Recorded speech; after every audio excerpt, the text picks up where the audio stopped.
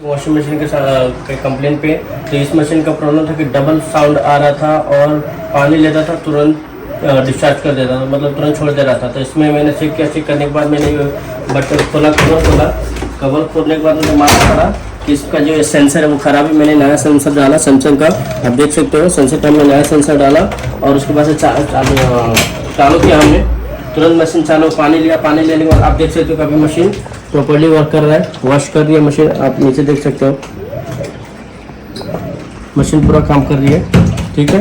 और आपका भी ऐसा कुछ प्रॉब्लम हो तो आप भी अगर डबल क्लिक साउंड आए, कभी वॉश के टाइम स्टार्ट करते समय डबल साउंड आए, तो आप समझिए कि सबसे पहले सेंसर खराब है। अगर सेंसर डालने के बाद भी ठीक नहीं होता है तो 100% इसका मदरबोर्ड यानी पीसीबी खराब है। तो आप भी ऐसा कर सकते हो अगर ऐसा समस्या आपके भी आए तो।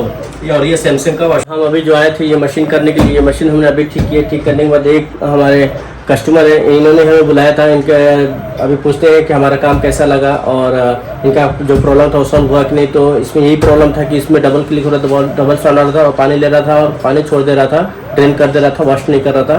तो हमने ये कंप्लेंट कंप्लीट किया। अब सर से पूछते हैं कि इनका हमारा सर्विस कैसा रहा था। सर कैसा लगा हमारा कंप्लेंट? सर का काम एक नंबर का है, ज़्यादा से ज़्यादा सर को बुलाएं और बहुत अच्छा काम करते हैं और जायज़ पैसों में करते हैं, ओरिजिनल सामान के साथ।